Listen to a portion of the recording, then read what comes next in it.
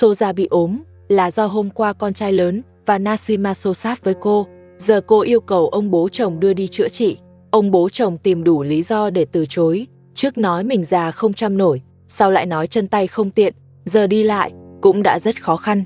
Ông còn định để bà mẹ chồng đi cùng Soja, nhưng bà mẹ chồng từ chối. Soja đau quá lại giục ông đưa đi khám. Ông bố chồng nói để con trai lớn đi cùng thì hợp hơn, vì Soja bị thương cũng liên quan đến con trai lớn, chi phí cũng nên do anh lo. Ý này của ông bố chồng lại được Soja đồng tình. Cô nói nếu con trai lớn đưa đi thì càng tốt, cũng coi như dằn mặt anh ta, xem sau này còn dám động tới cô không. Bà mẹ chồng lên tiếng, chính cô đập nát nồi niêu của con trai lớn. Họ phản ứng cũng dễ hiểu, giờ còn muốn anh ta đưa đi khám thì đúng là nằm mơ. Nghe vậy, Soja càng quyết tâm bắt con trai lớn đưa đi. Cô nói không cần ông bố chồng trả tiền, chỉ cần con trai lớn đi cùng, bắt ông bố chồng đi tìm anh ngay. Nếu ông không thuyết phục được, sau này cô cũng không chăm ông nữa. Ông bố chồng bảo cô yên tâm, giờ sẽ đi tìm con trai lớn. Nói xong ông liền rời đi.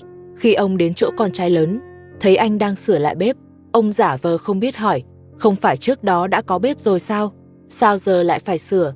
Con trai lớn nói, hôm qua Soja đã phá bếp và lều, còn làm hỏng cả nồi niêu. Hôm qua anh đã nói rồi, nhưng ông nói không can thiệp và bỏ đi. Ông nói dạo này trí nhớ kém, không nhớ đã nói vậy.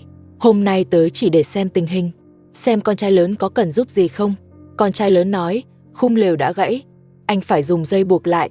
Bếp thì sửa được, nhưng nồi và bình nước đã móp hết. Anh mong ông bố chồng nói với Soja để cô bồi thường đồ mới. Ông nói cũng đồng ý, đồ do Soja phá thì phải bồi thường, nhưng hiện giờ Soja đang ốm, chưa thể giải quyết ngay, đợi cô khỏe lại rồi nói sau. Con trai lớn đồng ý, nhưng ông lại nói tiếp, việc của anh coi như xong, giờ tới việc của Soja. Cô bị thương do hai người gây ra, nên muốn con trai lớn đưa đi khám.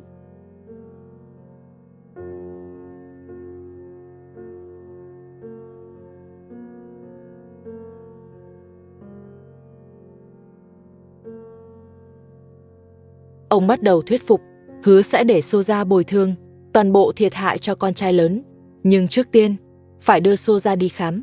Con trai lớn không đồng ý, nhưng ông vẫn nói mãi, bảo lần này Soja cũng bị giữ lại rồi, coi như đã chịu hậu quả. Nhìn tình nghĩa gia đình, đừng tiếp tục so đo nữa. Nói Soja đã biết sai, chỉ cần đi khám, cô sẽ bồi thường theo yêu cầu của con trai lớn, chi phí chữa trị sẽ không để anh gánh. Nashima nghe vậy lo lắng, sợ con trai lớn mềm lòng nên phản đối, thà không nhận bồi thường cũng không đưa Soja đi khám. Cô nói với ông, nếu lần này nhượng bộ thì chẳng khác nào thừa nhận sai, sau này Soja sẽ càng quá đáng. Con trai lớn cũng nói, Nashima nói đúng, anh không thể đưa Soja đi khám vì anh không làm gì sai. Cô phá lều và bếp của anh phản ứng là điều dễ hiểu, cần cho cô một bài học. Nashima nói tiếp, hôm nay phá lều, ngày mai có thể phá nhà, bảo ông đừng nuông chiều nữa, nếu không sẽ càng nghiêm trọng. Ông nói mình biết chừng mực, nhưng Soja đang bị thương, không thể mặc kệ, nên nhất định phải đi khám. Nếu con trai lớn không đi, thì ông sẽ tự đưa đi, nhưng chân tay ông không tiện, ngay bản thân còn khó chăm, nên chỉ còn cách nhờ con trai lớn. Con trai lớn nói, ông đừng khuyên nữa, Soja tự chuốc lấy hậu quả, ngày nào cũng gây rối thì phải chịu. Cô bị thương cũng tốt, ít nhất không sang gây rối nữa, mọi người được yên vài ngày. Ông nói mọi người yên, thế còn ông thì sao? Soja không nấu nước pha trà, ai chăm ông đây? Nếu không đưa Soja đi khám, ông sẽ ở lì đây, nói cho hàng xóm biết. Con trai lớn bất hiếu, cho tới khi anh đồng ý. Ông đúng là giở trò cứng rắn. Nashima sợ anh mềm lòng, nên bảo anh tuyệt đối không đồng ý. Con trai lớn bảo Nashima im lặng, nói đây là chuyện giữa đàn ông, không để cô xen vào. Cuối cùng dưới sự thuyết phục của ông, con trai lớn lại đồng ý đưa Soja đi khám. Mục đích của ông đã đạt được. Ông bảo con trai lớn chuẩn bị đi ngay, rồi vào phòng khách báo cho Soja, bảo chuẩn bị xuất phát. Nashima trách con trai lớn không nên đồng ý, vì người sai là Soja, phải chịu trách nhiệm. Con trai lớn biết Soja sai, anh cũng không muốn can dự vào chuyện của Soja nữa, nhưng anh không muốn thấy ông bố chồng khó xử, nếu không giúp ông sẽ rất thất vọng. Nashima nói với anh, trong mắt anh có ông, nhưng trong mắt ông lại không có anh. Con trai lớn tức giận, không cho Nasima nói xấu ông bố chồng. Nasima nói, cô chỉ nói sự thật. Nếu ông thật sự nghĩ cho anh, thì đã không để cả nhà phải ở lều. Dù sao cô cũng không đồng ý đưa Soja đi chữa. Nếu con trai lớn vẫn đi, cô sẽ đưa các con về nhà mẹ đẻ. Con trai lớn nói, Nasima đang ép anh. Anh làm vậy, không chỉ vì ông bố chồng, mà còn vì Nasima. Nếu đưa Soja đi chữa, Soja sẽ mua lều mới cho họ. Có lều rồi Nasima cũng đỡ khổ hơn. Nasima nói, Soja chắc chắn không mua. Chỉ là ông bố chồng bày chuyện, có khi còn bắt anh trả tiền thuốc. Con trai lớn nói không thể nào, vì một cái lều mới, anh nhất định phải thử. Dù Nasima khuyên thế nào, anh cũng không nghe, vẫn kiên quyết đưa Soja đi chữa. Con trai lớn vào phòng khách gọi ông bố chồng, nói mình đã chuẩn bị xong, bảo Soja ra ngoài. Ông bảo anh đợi bên ngoài, nói sẽ sắp xếp cho Soja ra ngay. Ông giục Soja đi nhanh, sợ con trai lớn đổi ý. Soja hỏi ông đã nói gì với anh, sao anh lại đồng ý đưa cô đi chữa. Ông bảo cô đừng hỏi nhiều, mọi thứ đã sắp xếp xong, cứ theo con trai lớn là được. Rõ ràng ông nói khác với mỗi bên, không hề nói chuyện mua liều với Soja. Có thể còn nói để con trai lớn trả tiền thuốc. Ông bố chồng thật sự rất rắc rối. Con trai lớn đưa Soja đi chữa. Nasima chạy tới cản lại, bảo anh đừng bị ông lừa. Con trai lớn bảo cô đừng hỏi nữa. Nasima nhất quyết đi hỏi ông về lời hứa lúc nãy, nhưng con trai lớn không cho cô xen vào, bảo cô rời đi ngay, đừng làm chậm trễ nữa. Nasima nói, nếu không cho hỏi rõ, thì không được đưa Soja đi chữa. Con trai lớn nổi nóng, anh trách Nasima không tin ông bố chồng, nếu ông biết sẽ rất buồn. Nasima nói, ông lừa họ đâu phải ít, bảo anh đừng tiếp tục bị lừa. Nếu không hỏi ông thì sẽ hỏi Soja. Cô hỏi thẳng chuyện cái lều. Soja nói mình đang ốm, mọi chuyện để về rồi nói. Nasima bắt cô nói ngay. Soja nói, hôm qua bị xô xát, giờ người rất đau, bảo con trai lớn cầm đồ đi ngay. Anh đỡ Soja lên, nhưng Nasima giật túi ném đi. Con trai lớn quay sang trách cô, chỉ dám lớn tiếng với Nasima, rồi vẫy tay, giục Soja đi nhanh. Nasima lại hỏi chuyện lều, có phải đi chữa xong thì mua lều không? Soja nói chưa từng hứa. Con trai lớn nói là ông bố chồng nói vậy. Soja bảo muốn lều thì đi hỏi ông. Nasima biết bị lừa, lại tranh cãi với Soja. Con trai lớn ngăn cô lại, bảo đừng căng thẳng thêm. Anh hỏi lại Soja, cô thật sự không định mua lều sao? Soja đáp thẳng, vì sao phải mua cho họ? Họ còn phải đưa cô đi chữa và trả tiền thuốc. Nasima tức giận phản ứng lại. Cô nói nếu không hỏi rõ thì họ đã bị lừa. Con trai lớn kéo cô về lều. Một lúc sau quay lại, nói với Soja, anh sẽ không đưa cô đi nữa, bảo cô tự đi chữa. Soja không chịu, đòi anh nhất định phải đưa, nếu không sẽ đi mách ông. Con trai lớn bảo cứ đi tìm ông, không mua lều thì anh không đi. Nasima lúc này mới hiểu, họ thật sự bị lừa.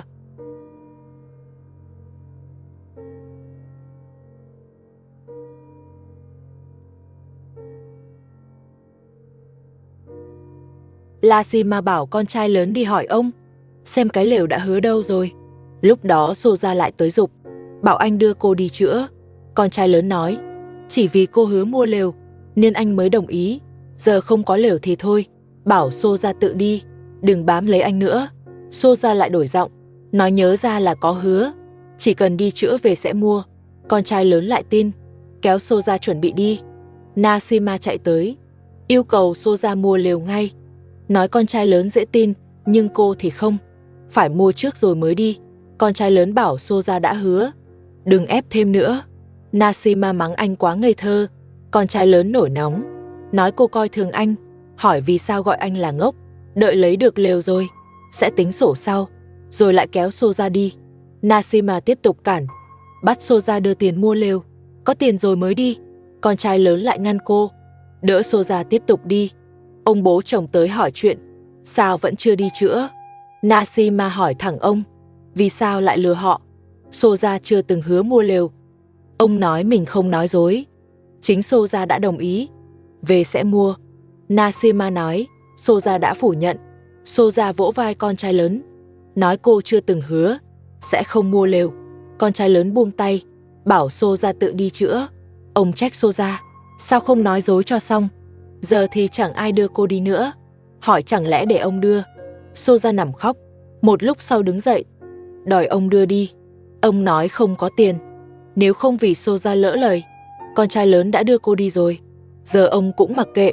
Bảo Soja tự tìm con trai lớn. Ông bỏ đi. Soja lại quay sang gọi con trai lớn. Bắt anh đưa đi. Con trai lớn phản ứng lại. Ông thấy vậy liền đuổi anh đi. Mắng anh vô trách nhiệm. Ngay cả vợ cũng không lo. Sao lại có người con như vậy?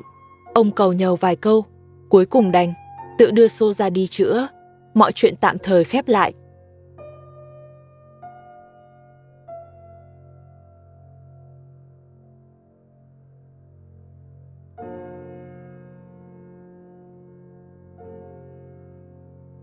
Nashima đã dậy, còn con trai lớn vẫn ngủ nướng. Cô giục anh mau dậy đi làm. Đã lâu rồi anh không đi làm. Con trai lớn nói vẫn còn sớm, anh muốn ngủ thêm một chút. Nashima thấy anh lười biếng như vậy liền nói, nếu anh không nghĩ cách xây nhà, cô sẽ đưa các con về nhà mẹ, không tiếp tục ở lều cùng anh nữa. Nói xong liền đi nhóm lửa nấu ăn. Con trai lớn nghe vậy, liền bật dậy nói với Nashima, anh cũng muốn xây nhà, chỉ là đang tìm cách, bảo cô đừng sáng sớm đã cằn nhằn, còn nói cô không thông cảm cho anh. Nếu không vì lo Soja sẽ gây chuyện với Nashima, anh đã đi làm từ sớm rồi. Nashima nói, anh lúc nào cũng lấy Soja làm cớ. Soja ngày nào cũng gây rối. Chẳng lẽ anh cứ không đi làm mãi sao?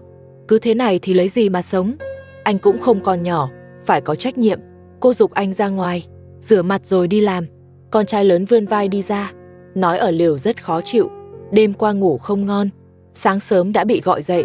Nashima bảo anh đừng nói nhiều, mơ âu chuẩn bị rồi đi làm. Con trai lớn nói, bếp đã bị Soja phá. Nashima nấu ăn rất bất tiện, anh sửa lại bếp trước đã. Nói xong liền lấy chậu, đi xúc đất về. Nashima nói, hễ nhắc tới đi làm là anh lại né tránh. Con trai lớn nói không phải né, anh đang tìm cách cải thiện chỗ ở. Hôm qua, ông bố chồng bảo anh đưa Soja đi chữa, nói Soja sẽ mua lều cho họ. Anh chẳng phải đã đồng ý sao? Kết quả lại bị ông lừa. Anh đã cố gắng rồi, xin cô cho thêm thời gian. Nashima nói, anh quá cả tin. Nếu hôm qua không có cô nhắc, anh đã thật sự đưa Soja đi chữa rồi. Con trai lớn bảo cô im lặng, nói mình không ngu. Nashima nói nếu anh khôn, đã không bị ông lừa, cũng chẳng đến mức ở lều. Con trai lớn nói, mình đã có kế hoạch, sẽ xây căn nhà tốt nhất cho Nashima và các con ở. Nashima nói, không muốn nghe, nếu anh còn nói suông thì cô sẽ rời đi.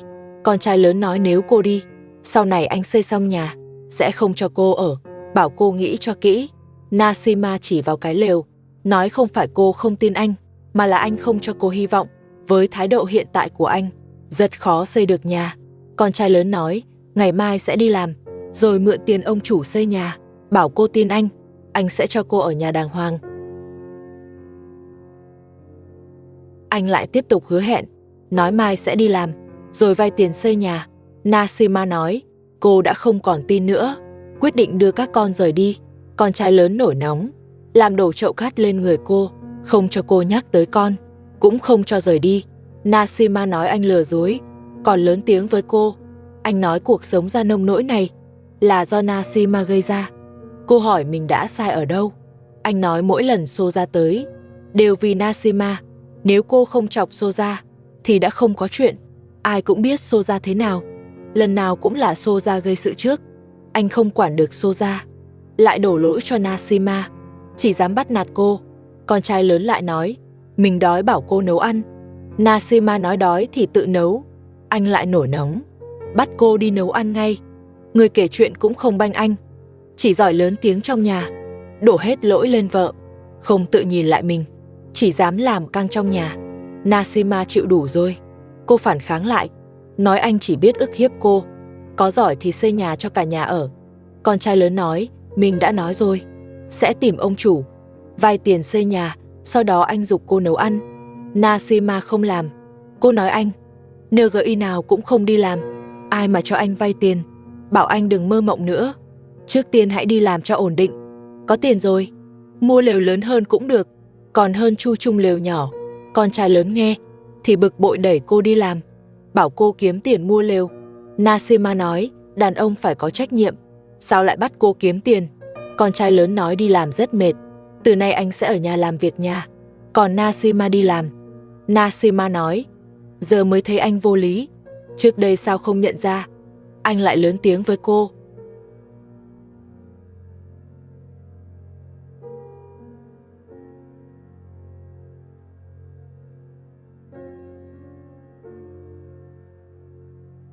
Ném thùng nước cho cô, bảo cô sang nhà hàng xóm lấy nước. Nasima ném thùng nước lại, nói cô không đi, cũng không nấu ăn nữa. Từ nay chuyện của anh cô không quản. Con trai lớn xách thùng đi lấy nước, còn đe dọa rằng nếu cô không nấu ăn, anh sẽ tiếp tục gây chuyện. Nasima mắng anh là đồ tệ, chỉ giỏi bắt nạt tôi, có giỏi thì đi đối mặt với Soja. Nói xong cô thấy đau cổ, có lẽ do lúc nãy xô xát. Cô ôm cổ, ngồi xuống khóc tủi thân. Người quay phim vào phòng khách, thấy bà mẹ chồng đang trông 4 đứa trẻ. Anh hỏi ông bố chồng và Soja đâu. Bà mẹ chồng nói, hôm qua ông bố chồng đã đưa Soja đi chữa, đến giờ vẫn chưa quay về. Bà mẹ chồng chỉ lo trông bọn trẻ, nên đến giờ vẫn chưa nấu bữa sáng. Người quay phim bảo bà mẹ chồng đi gọi Nasima, nói ông bố chồng và Soja không có nhà, nên để Nasima sang đây cho đỡ lạnh, tiện thể trông giúp bọn trẻ. Còn bà mẹ chồng thì có thể nấu ăn. Bà mẹ chồng bảo thôi đi, bà lo gọi Nasima sang. Lỡ Soja quay về nhìn thấy, lại xảy ra cãi vã. Bà mẹ chồng cũng không muốn loạn thêm nữa. Con trai lớn mang nước từ nhà hàng xóm về, giúp Nasima nấu ăn. Nasima nói, cô không chịu nổi cuộc sống này nữa. Không thì bị anh gây áp lực, không thì bị Soja làm phiền, nên cô muốn rời đi. Con trai lớn không cho cô dắt ngựa đi, hỏi làm sao cô mới chịu ở lại. Nasima nói, hãy đưa Soja đi nơi khác, chỉ cần không bị Soja làm phiền, cô mới cân nhắc ở lại. Và anh phải nhanh chóng xây nhà. Con trai lớn nói với Nasima, những yêu cầu đó anh không làm được. Anh nói không thể đưa Soja đi, là vì ông bố chồng. Ông đã nói rồi, không thể để 2 đứa nhỏ không ai trông, nên anh cũng bó tay. Nasima nói, dù không đưa Soja đi, ít nhất anh cũng nên xây nhà trước, như vậy sẽ tránh bị Soja làm phiền. Con trai lớn nói, anh đang chuẩn bị xây nhà, trước hết gom đất, sợ y lại bếp, rồi mới tính tiếp. Bảo Nasima đừng vội, hãy cho anh thời gian, và tin anh. Con trai lớn bảo Nasima bớt nói nhiều, nhờ cô đổ nước vào chậu, để anh ra cố bếp. Nasima không giúp, cô nói không hiểu Soja có gì tốt, mà ông bố chồng lúc nào cũng banh, còn anh lại cưới Soja. Cô không hiểu anh nghĩ gì. Con trai lớn nói, cưới Soja là lỗi của Nasima. Ngày trước cô không về chăm ông bố chồng, chỉ có Soja ở bên, nên anh mới gần gũi với Soja. Mọi chuyện là do Nasima gây ra. Nasima nói, anh đúng là nói không biết lý lẽ, mặt dày đến mức người như Soja cũng cưới, giờ còn đổ hết lên đầu cô. Con trai lớn nói, chính là lỗi của Nasima. Nếu cô về cùng anh từ đầu, thì đã không cưới Soja, cũng không có nhiều rắc rối vậy. Nasima nói, rắc rối là do anh tự gây ra, biết Soja mang phiền phức mà vẫn cưới, còn không nói một lời. Con trai lớn tức giận bắt cô im lặng, vẫn nói cưới Soja là do Nasima gây ra. Anh chỉ giỏi làm giữ trong nhà, chỉ biết gây áp lực với Nasima. Anh đối xử với cô còn nặng lời hơn với Soja. Nếu anh xử lý Soja nghiêm túc như vậy, Soja đã không dám gây rối nữa. Đúng lúc họ đang cãi nhau, ông bố chồng và Soja quay về. Soja lớn tiếng nói đã đi chữa xong, giờ người đã đỡ rồi. Con trai lớn bảo cô ta đi đi, anh không muốn nhìn thấy. Nasima gọi Soja lại nói có chuyện. Cô tiến tới nói với Soja, cô đã làm hỏng lều của họ, hôm nay phải bồi thường. Soja nói, lều hỏng là đáng đời, họ nên dọn đi chỗ khác. Con trai lớn cũng tới, đòi Soja trả lều, nếu không trả, anh sẽ vào nhà lớn ở.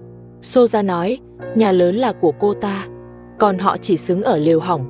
Nasima đưa tay định lấy túi của Soja. Soja liền phản ứng. Ông bố chồng thấy sắp cãi lớn, liền bảo con trai lớn và Nasima rời đi, không được gây chuyện với Soja. Nasima không muốn ở lại nữa. Cô chặn ông bố chồng xin về nhà mẹ, muốn đưa các con đi cùng. Nasima muốn đưa con về nhà mẹ, nhưng ông bố chồng không cho. Ông nói bọn trẻ là hy vọng của gia đình, muốn về thì Nasima tự về. Con trai lớn còn quá đáng hơn, anh không cho cô đi. Soja tới cười nhạo Nasima, nói cô sợ mình, nên mới đòi về nhà mẹ. Nasima phản ứng lại, nói mình không hề sợ Soja. Hai người lại lời qua tiếng lại. Con trai lớn bảo họ dừng lại. Ai làm việc nấy, Nashima đi nấu ăn. Còn Soja đừng gây rối nữa. Nhưng càng cấm, Soja càng bám lấy. Còn cố ý khiêu khích, hỏi sao anh không làm gì cô ta. Con trai lớn nói, nhìn thấy đã bực. Ông bố chồng tới, bảo Soja về đun nước pha trà. Soja than ông chỉ biết sai cô hầu hạ. Con trai lớn bảo Soja rời đi, nếu không sẽ lại to tiếng. Soja đứng dậy thấy Nashima định vào phòng tìm con, liền chặn lại. Con trai lớn hỏi, cô định đưa con đi đâu? Nashima nói, vẫn là về nhà mẹ. Con trai lớn không cho. Nashima vẫn kiên quyết. Soja nói, ông bố chồng sẽ không cho, khuyên Nashima tự đi một mình, đỡ phải ở lại chịu áp lực. Con trai lớn quát Soja im miệng, không được kích động Nashima. Nashima quyết định tự về nhà mẹ. Con trai lớn đuổi theo, nói nếu cô đi, cuộc sống của anh sẽ càng khó, xin cô ở lại. Nashima nói, không thì bị Soja làm phiền, không thì bị chính anh gây áp lực, ở lều còn khó gặp con mình. Lại nói ông bố chồng chỉ banh Soja, không hiểu Soja có gì tốt. Soja đáp mình hơn Nashima, còn đòi ông bố chồng lấy tiền thuốc. Con trai lớn nói Soja đã phá lều, thì phải bồi thường lều. Ông bố chồng bảo mọi người dừng lại, không cần con trai lớn trả tiền thuốc, cũng không đòi tiền mua lều nữa, coi như xong chuyện, sau này không được nhắc lại. Nhưng Soja không đồng ý, nói mình bị họ làm tổn thương, thì họ phải trả tiền thuốc. Nói rồi lại lao vào cãi vã. Xem tới đây là hết rồi, hẹn các bạn vào phần sau.